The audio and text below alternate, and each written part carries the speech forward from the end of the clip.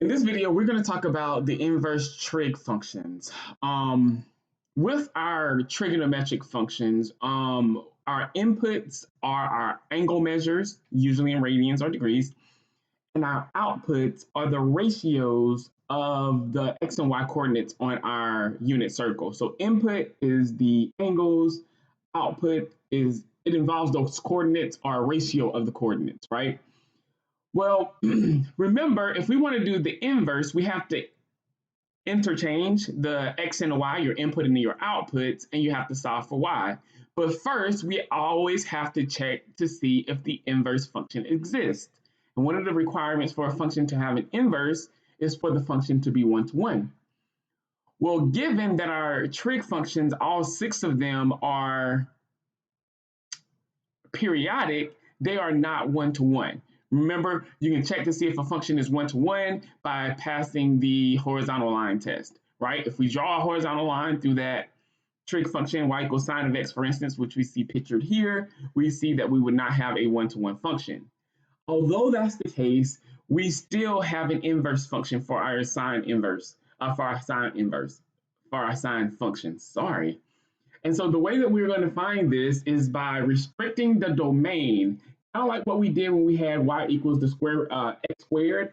We just looked at half of the parabola, and if you look at half of the parabola, it is now one-to-one. We're going to apply that same method here for our trig functions.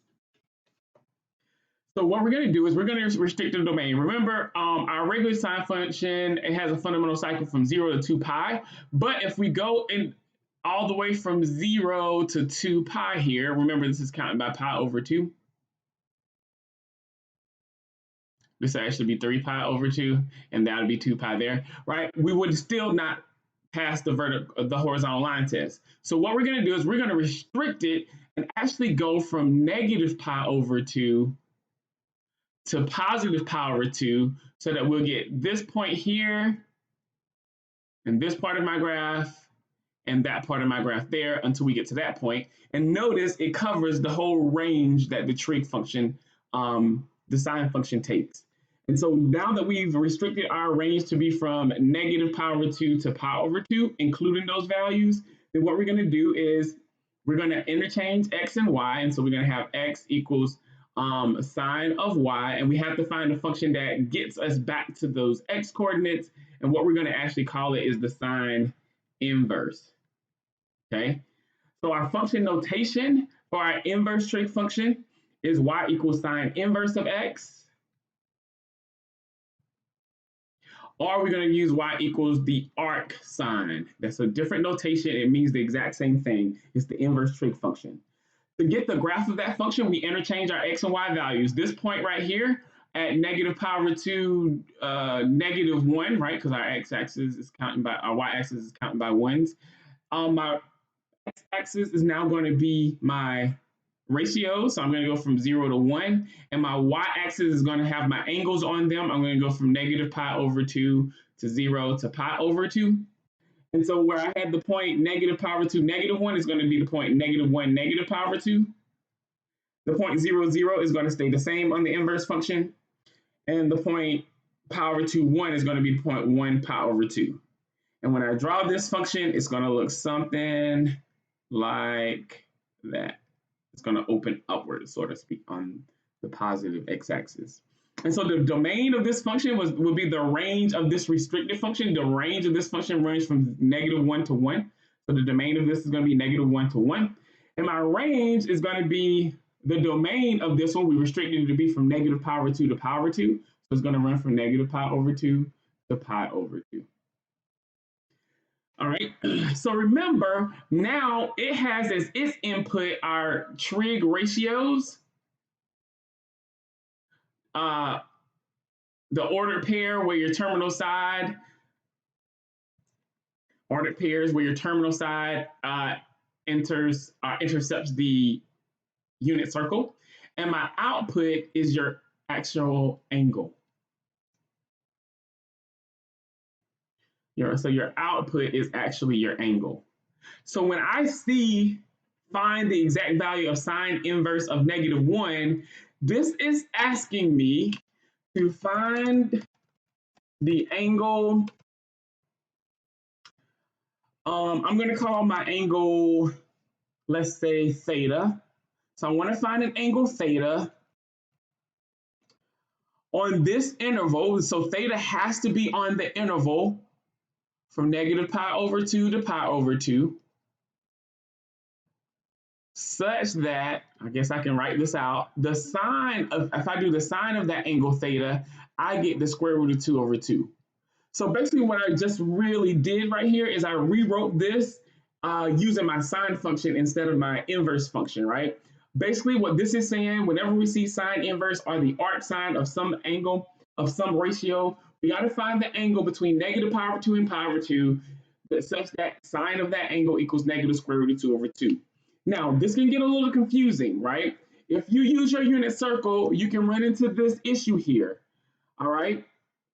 If you look at your unit circle,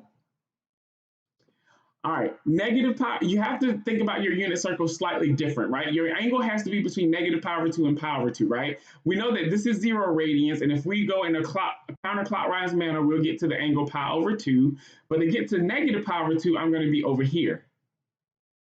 All right, now on your unit circle, you have 3 angles in here, like 5 pi over 3, 7 pi over 4, and 11 pi over 6. But these values are not between negative pi over 2 and pi over 2. Negative pi over 2 and pi over 2 on a number line looks like this. These numbers like 5 pi over 3, 7 pi over 4, and 11 pi over 6 are positive angles. So it's somewhere over here on our number line, right? And so what we have to do is we have to get the angle that's between negative pi over 2 and 0. That's the same value, that will be coterminal with these angles, right? And those angles will be just the negative of the angles in the first quadrant. And so I'm going to, let's erase these angles, because our answer to this sine inverse stuff would never be these angles because they're not between negative pi over 2 and pi over 2. But negative pi over 3 is the coterminal angle to that 5 pi over 3 angle. Negative pi over 4 is a coterminal angle with that angle. And negative pi over 6 is a coterminal angle with that angle 11 pi over 6. Then we have our 0 radians. Of course, we have pi over 6, pi over 4, and pi over 3, right? So these are our possible answers to the sine inverse, right? And so I want to find the angle between negative pi over 2 and pi over 2 such that sine of theta equals negative square root of 2 over 2. That's going to go with a reference angle of pi over 4. It has to be in this fourth quadrant here. So my angle theta equals negative pi over 4. That means the sine inverse of negative square root of 2 over 2 is negative pi over 4. Don't ever put 7 pi over 4 that, because that is not an angle between negative pi over 2 and pi over 2. All right, let's go to our next trig function, which is our inverse cosine function. Again, our cosine function is not one-to-one. What we want to do is we're going to restrict the domain in order to make it one-to-one. The actual domain is going to start at 0, and I'm going to include all of the points until I get all the way through my range, which ranges from -1 to 1. And that has an x-coordinate of pi, right? So this point right here is 0, 1. It goes through pi over 2, 0. And this is the point pi -1. That's our cosine function. So once we restrict our domain in that manner, we interchange x and y. So I have x equals the cosine of y. And so if I solve that for y to get y by itself, y is going to equal the cosine inverse of x. And so that's the function notation that we're going to use. Y equals cosine inverse of x. It looks like it's a superscript on the s, raising it to the negative first power, but it is not the negative first power. It represents a inverse. Or we can write the arc cosine of x. All right. To get the graph, we interchange x and y, right? Remember, your x-axis is now going to have your ratios, and your y-axis is going to have your angles, right? Because we interchange x and y. So our y values range from -1 to 1 on our cosine function. That means they're not going to be x values, so -1, 0, and 1. And our x values on our regular cosine function, which was 0, pi over 2, and pi, are going to be on our y-axis since we interchanged x and y. And so we're going to get the point 0, 1, the point 0, pi over 2. Right, we interchange those. So this is 1, 0. Then we have the point 0 pi over 2. And then we have the point -1 pi when we interchange x and y. And so our graph is going to look something like that. Okay, so the domain of that function will be -1 to 1, and the range of that function will be 0 to pi. So whereas your sine function is going to give you angles that are between negative pi over 2 and pi over 2, because of the way we restricted our domain for our cosine function, our range or our answers are going to be from 0 to pi. And so here for our cosine inverse function, if we want to find the exact value of that, that is going to be equivalent to asking us to find the angle theta on the interval from 0 to pi such that, and I abbreviate such that with ST, if I do the cosine of that angle theta, I'm going to get negative square root of 3 over 2. Now, since our cosine function's output was restricted to be between 0 and pi, you can just use your normal angles that are on your unit circle, right?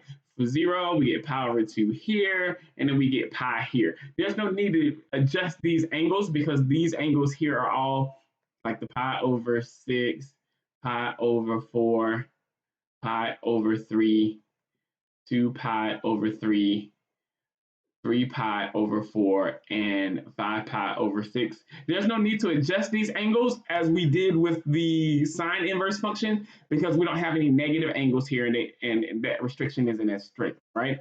And so we just have to find the angle between 0 and pi such that cosine of that angle equals negative square root of 3 over 2. Well, since this is negative, we know it's going to be in the second quadrant, and we want to look at which angle has an x-coordinate of that negative square root of 3 over 2. Well, that's going to be 5 pi over 6. So the cosine inverse of negative square root of 3 over 2 is 5 pi over 6. All right, let's go to our tangent inverse function. All right, again, it is not 1 to 1. We restrict that domain. Remember, your tangent function counts by pi over 3. Sorry, pi over 4.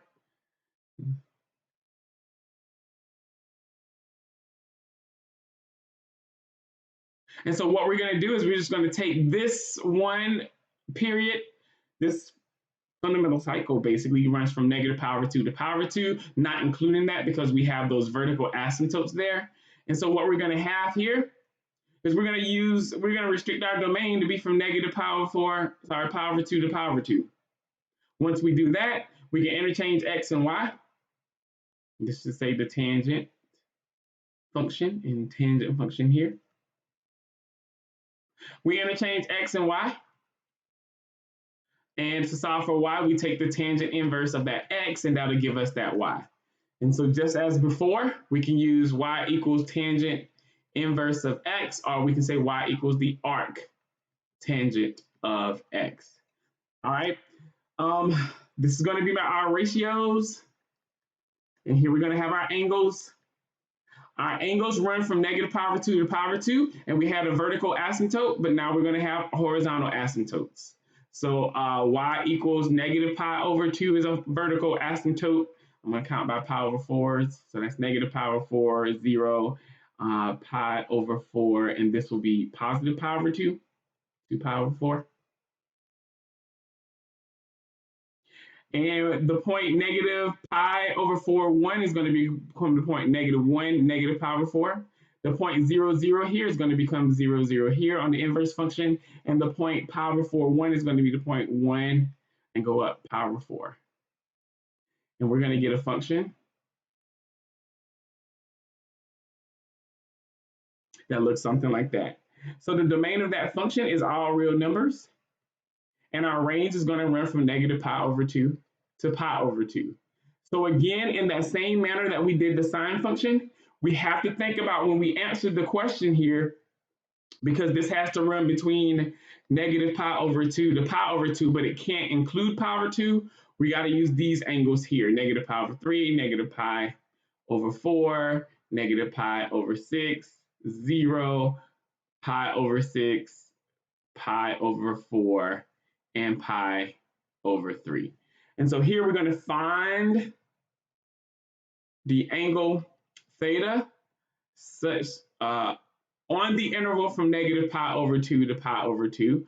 In fact, I didn't do the domain and range. Oh, yes, I did. We're going to find the angle between negative pi over 2 and pi over 2 such that tangent of that angle is 1. And that occurs at pi over 4. Because when you do the y over the x, you get 1, and that means the y and the x have to be the exact same value, and that only occurs at pi over 4. All right, for part B here, we're going to find, these are a little bit more difficult, which is why we're doing multiple of these. Find the angle theta on the interval from negative pi over 2 to pi over 2, such that the tangent of that angle, tangent of theta, equals square root of 3 over 3. Now, you have to think about this, right? In order for me to get square root of 3 over 3, right? Notice our ordered pairs on our unit circle are going to have either a 0, a 1, a -1, a plus or minus 1/2. I could have put plus or minus 1, a plus or minus square root of 3 over 2, or square root of 2 over 2, or negative square root of 2 over 2, right? When we do the tangent function, right, we do a y over an x, right? So we're looking for the angle such that when we do y over x, we're going to get square root of 3 over 3. So one way to do that is to have an angle with an ordered pair 1/2 square root of 3 over 2, or have an angle with the x-coordinate square root of 3 over 2, comma 1/2. That's the only way that's going to occur.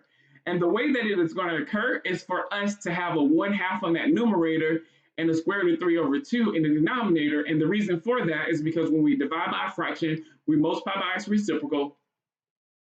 And so we get 1 over the square root of 3. And if we rationalize that denominator by multiplying the top and the bottom by the square root of 3, we get the square root of 3 over 3. All right, and so this tells us that I need to look and find the point on my unit circle, the angle on my unit circle that has a y-coordinate of 1/2 and that has an x-coordinate of square root of 3 over 2, and it has to be an angle, one of these angles here, either in the fourth quadrant with these negative angles, that's a -6, and or in the first quadrant with these positive angles. The ones that have a y value of 1/2 has a denominator of 6, so we know that the arc tan of square root of 3 over 3 equals pi over 6. In regard to getting our other trig functions, the inverse trig functions, we will go through the same exact method, right? You will look at the graph, you restrict the domain to ensure that it's 1-to-1, and you interchange x and y, and you will get the graph and the information about your cotangent inverse function, your cosecant inverse function, and your secant inverse function. And so I know this is not in your notes, but I have this here. For the cosecant function, we restrict the domain to be from negative pi over 2, just the same way that we did the sine function, to pi over 2. However, there's a asymptote in the middle. There's a vertical asymptote, so we restrict the domain to basically run from negative pi over 2 to 0, union 0 to pi over 2, and that's the bracket. You interchange x and y, and you get this graph here. You're going to get this graph that looks like this. For our secant function, we're going to restrict our domain in a similar manner that we restricted domain for the cosine function. We restrict our domain to go from 0 to pi. But if we do that from 0, to pi, we have a vertical asymptote at pi over 2. And so we're going to have our restriction of our domain is from 0 to pi over 2, union pi over 2 to pi, right? And then if you interchange x and y and do that, you get this graph right here and these domain and ranges, and you can see that restriction there again. And then for our cotangent function, we do a similar thing. We take one period, one cycle. We restrict our domain to be from that's the vertical asymptote at 0, so I can't include it, 0, and we go all the way until we get to pi, and we interchange x and y, and we get a graph that looks like that, all right? And so if you notice some things, we have ranges for these inverse trig functions that involve 0 and pi. This one and this one involve 0 and pi, and we have some that running from negative power 2 to power 2. And so when we evaluate these inverse trig functions, it's going to be vitally important for us to remember how we're going to restrict the domain, right? Because those are going to be the answers to evaluating these inverse trig functions. And so what I like to tell everyone is, remember that your sine function, your range is going to come from negative pi over 2 to pi over 2. All right, and your cosine function is going to run from 0 to pi. All of the other functions have ranges that are variations of these two. All right, the sine function, remember, it's reciprocal. Its reciprocal is going to have a range that's very similar, but it's got an asymptote in the middle, right? And so our range for our cosecant inverse function, well, the number that's dead in the middle of zero, negative power 2 and power 2 is 0. And so our range of our cosecant function is negative power 2 to power 2 excluding 0. And if you notice for your secant inverse function, we excluded the middle point because there was a vertical asymptote. And so we have to still maintain that 0 to pi, but we got to skip over the middle point. And the middle point on that range from 0 to pi is pi over 2. So 0 to pi over 2 union pi over 2 to pi. All right. And for our tangent and our cotangent functions, they're just very similar to our sine and cosine. We just don't include the endpoints. And so the range of the tangent inverse function is negative pi over 2 to pi over 2, not including those values. And the same thing happens for cotangent, but it goes from 0 to pi. All right. Other than that, the process of evaluating these inverse trig functions are exactly the same. You're finding the angles on these ranges that have that input value that's given in the problem. And so if I look here at part A, it says find the cotangent inverse of 1 over the square root of 3. That means I'm not going to write all this out. We're going to find the angle between 0 and pi. All right, that's my range that I want to find this angle on, such that the cotangent of that angle equals 1 over the square root of 3, right? Remember, cotangent is x over y, right? So I got to figure out which type of ordered pair is going to give me a 1 over the square root of 3 when I do that. All right, just remember, when you see a square root of 3, it's coming from an ordered pair 1/2 square root of 3 over 2, or the ordered pair square root of 3 over 2, comma 1/2. Right? And so the way I'm going to get a square root of 3 in a denominator is to divide by a square root of 3, right? So I'm going to need a 1/2 divided by a square root of 3 over 2. Divided by a fraction, you multiply by the reciprocal. This is 1 over the square root of 3. So we have to find the angle between 0 and pi, not including those values, that give me an x coordinate of 1/2 and a y coordinate of square root of 3 over 2 on our unit circle, and that occurs at pi over 3. Let's go to cosecant inverse of negative 2 over the square root of 3. Well, I got to remember that my cosecant function is very similar to my sine function, which goes from negative pi over 2 to pi over 2, but we have to skip over that middle term, right? So I've got to find an angle on this interval such that the cosecant of that angle equals negative 2 over the square root of 3, right? So remember, your cosecant function is 1 over the y value. In order for me to get a negative 2 over the square root of 3, I've got to have a y value of negative square root of 3 over 2, because when I divide by a fraction, I can flip it or multiply by the reciprocal, and that gives me that negative 2 over the square root of 3. So I've got to find the angle between negative pi over 2 and pi over 2 excluding 0 that has a y value of negative square root of 3 over 2, and that occurs at negative pi over 3. And so, and last but not least, for these examples here, we have a secant inverse of 1. Remember, your secant inverse function has a very similar range that your cosine inverse function has, which is 0 to pi, but we have to skip over that middle point. And so I'm looking for an angle on this range such that if I take the secant of that angle, I end up with 1, right? Well, the secant function is 1 over x. In order for me to get a 1, I have to find the x value of 1 on this interval, and x equals 1 when our angle theta equals 0, right? And so this equals 0 radians. All right, that is how we evaluate these other trig functions. Notice we have to remember these ranges in order for us to find the appropriate angle. All right, Now, there is one thing I want to note. When we restrict these domains, these are the most common restrictions. We could have chosen to, for our cotangent function, to take this part of our function and this part of our function. It still would be one-to-one. We have to have an open circle here, but at one of these parts, right? But I could have taken that, and that would have been the restriction that we would have used from negative pi over 2 to pi over 2, right? But this one allows us to see the full period, right? What we've done in each of these cases is we've used the most common restriction of the range of our of the domain of our regular trig functions that are most often used in mathematics. All right. So some other places you may see them choose other values, right? But these are the values and these are the ranges that we're going to use. So pay attention to this chart here because this is the way we do it, and it's most commonly used in math. But there are other ways that you can restrict your domain in order to get a one-to-one function. You can do compositions of functions here. Notice you can put the arcsine function inside the secant function and you get something. For instance, if I want to simplify this, I have to find the arcsine or the sine inverse of 1 over the square root of 2. That's the angle in between negative pi over 2 and pi over 2, which has a y coordinate of 1 over the square root of 2. The only way I'm going to get 1 over the square root of 2 is for me to have on our unit circle the point square root of 2, square root of 2, square root of 2 over 2, comma square root of 2 over 2, because if I do 1,